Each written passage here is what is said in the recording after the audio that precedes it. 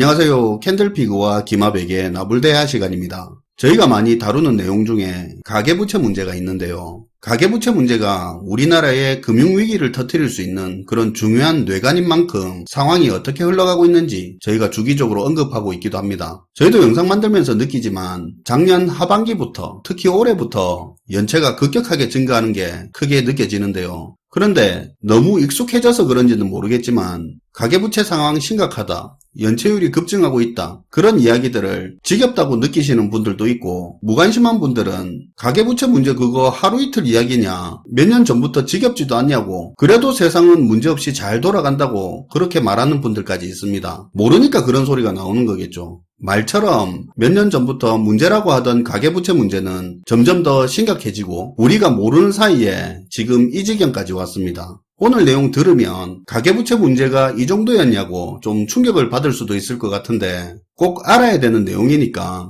한번 집중해서 들어주시면 좋을 것 같습니다. 반갑습니다, 김하백님. 네, 안녕하세요. 캔들피그님, 혹시 우리나라 인구가 몇 명인지 아세요? 5천만 명 좀 넘지 않나요? 네, 대략 한 5,100만 명 정도 되는데요. 그럼 생산활동 인구 중에서 중심이 되는 20세에서 59세까지 인구는 몇 명쯤 될까요? 대충 던져도 됩니다. 한 반 정도 안 될까요? 2,500만 명 정도?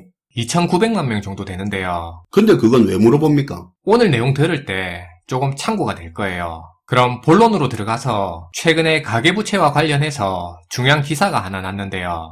지난 2일에 국회 기획재정위원회 소속에 있는 양경숙 의원한테 한국은행이 가계대출 현황이라고 자료를 제출한 게 있는데요. 기사에서도 다뤄진 건데 그 내용이 좀 많이 심각한 겁니다. 아까 20대에서 60세 이하 인구가 2,900만 명 정도 된다고 했는데 올해 3월 말 기준으로 국내 전체 가계대출자 수가 1,977만 명으로 대략 2천만 명 정도가 가계대출자라고 합니다. 그리고 이 전체 가계대출자들이 빌린 총 대출이 1,845조 원이 넘는 상황이고요.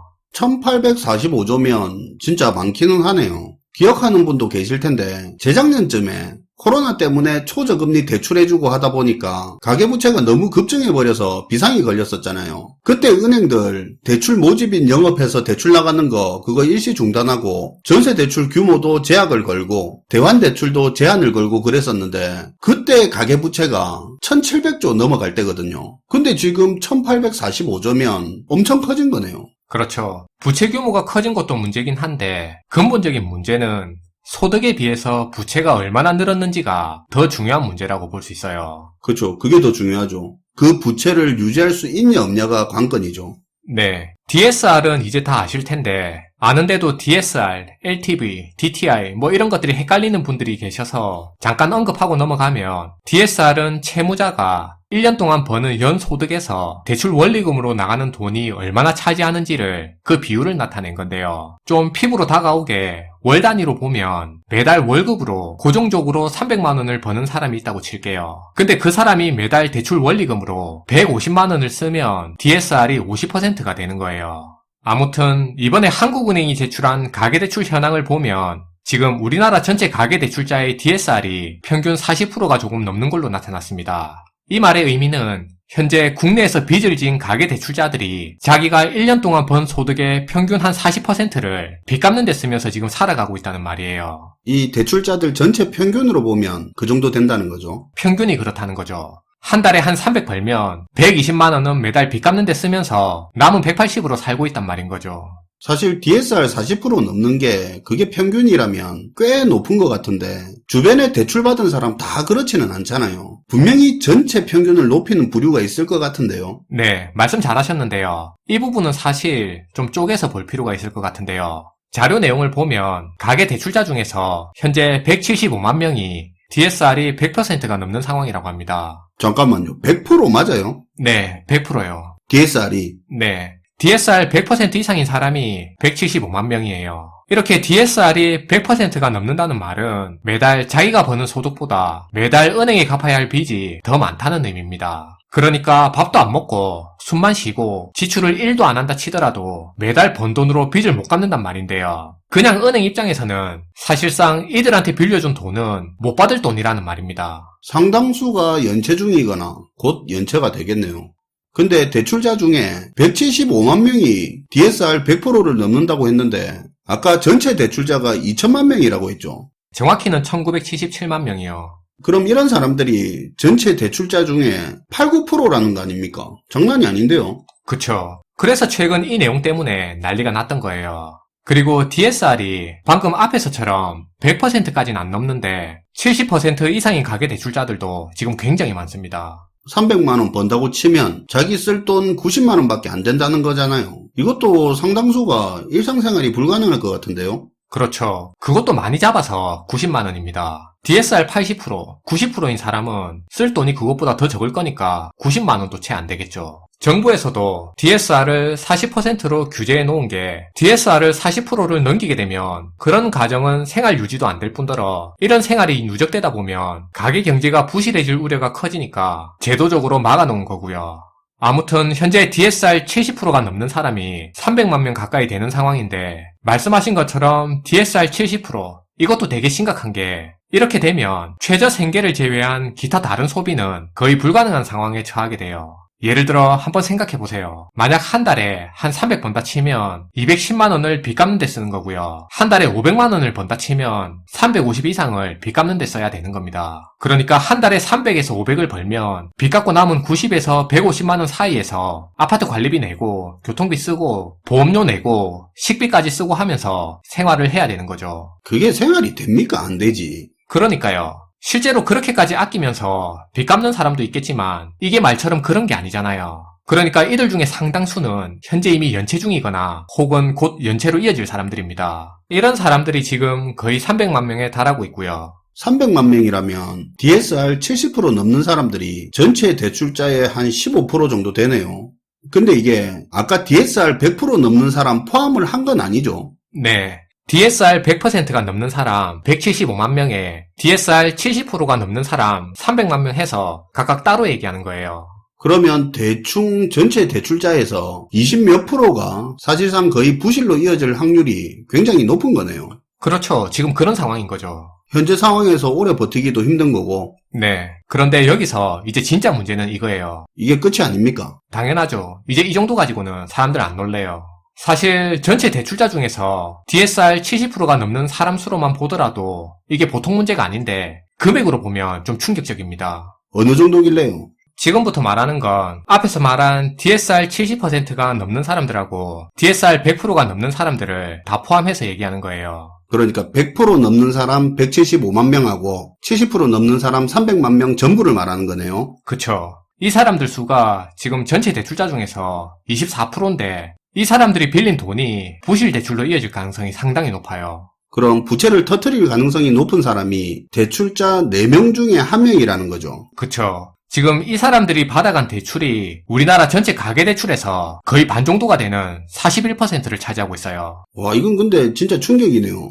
맞는 거죠? 한국은행 자료라니까요. 검색에서 한국은행 가계대출 현황이라고 쳐서 기사 찾아보면 자세하게 잘 나와 있어요. 그러니까 우리나라 전체 가계대출자 수가 1977만 명이라고 했는데 이 1977만 명이 받아간 총 가계대출이 한국은행이 집계한 지난 3월 기준으로 1845조 원이라는 거고요. 그런데 이 중에 DSR 70%가 넘는 사람들이 지금 빌려간 대출이 전체 1845조 원 중에서 765조 원에 이르고 있다는 거예요. 그게 41%네요. 맞아요. 이건 뭐 가계부채 폭탄이니 내간이니 뭐니 할 게 아니고 그냥 지금 안전핀 뽑은 거네요. 수류탄 안전핀 뽑고 그냥 지고 있는 거나 다름이 없네요. 그쵸. 그만큼 지금 위험한 상황인 거죠.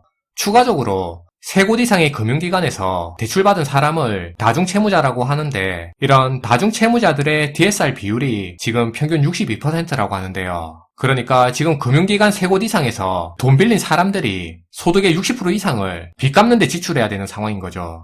이것도 심각한 건 맞는데 앞에 거 듣고 나니까 크게 다가오진 않네요.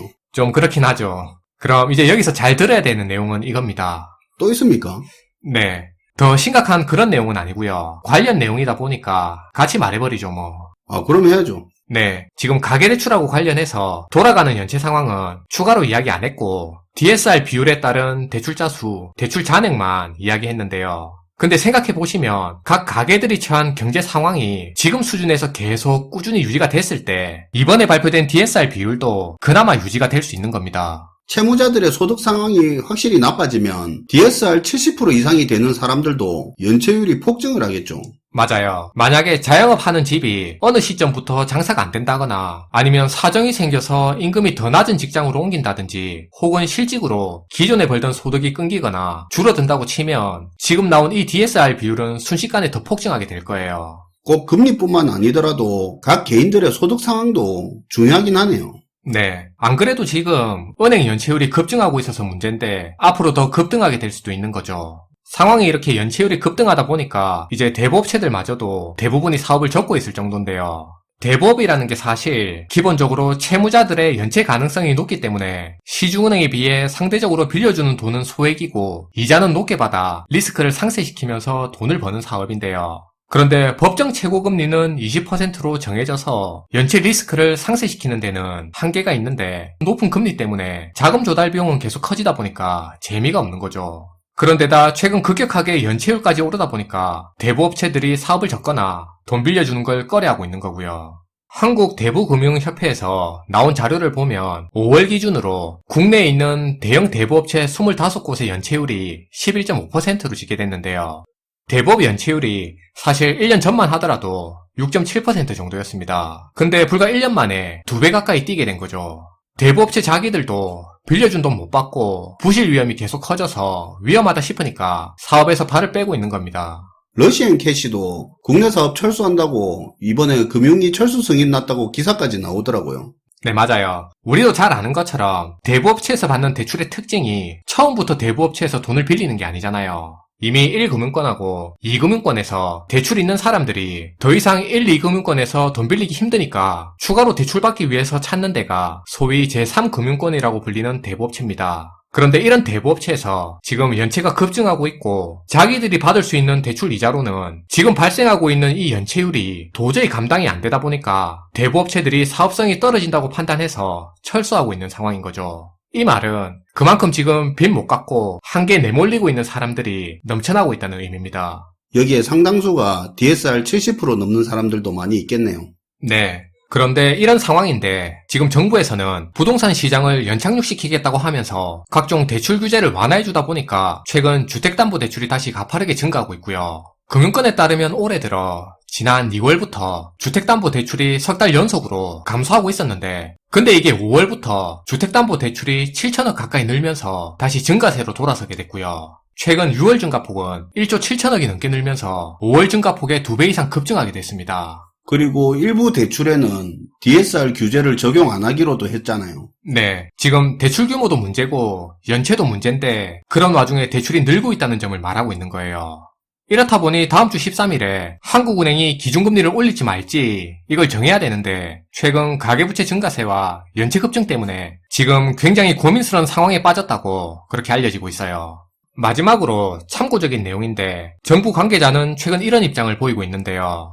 가계대출 연체율은 관리 가능한 수준이고 최근에 시끄러운 새마을금고 문제도 시민들이 우려하는 그런 사태는 일어나지 않을 거라면서 과도하게 우려할 필요 없이 안심해도 된다고 했습니다. 요 내용도 같이 알려드리면서 오늘 내용을 마무리하도록 할게요. 네, 우려할 필요가 없다고 하네요. 그렇답니다. 새겨드려야겠죠. 네, 오늘도 잘 들었습니다, 김하백님. 네, 감사합니다. 가계부채 문제 참 지겨운 주제인데요. 지겨운 만큼 관심이 없고 관심이 없다 보니 상황이 이렇게 심각해져도 모르죠. 멀리 있는 줄 알고 있었던 회색 코뿔소가 우리가 외면하는 동안 어느새 우리 바로 앞까지 와 있는 건 아닌가 하는 생각이 듭니다. 대출을 안 해줘서 시장에 돈이 마르는 신용경색 상황이 벌어지면 기업과 우리 가게에 어떤 문제가 발생할 거고 무엇 때문에 연체도 없는 본인이 위험에 처할 수도 있는지도 한번 생각을 해보시는 것도 좋을 것 같습니다.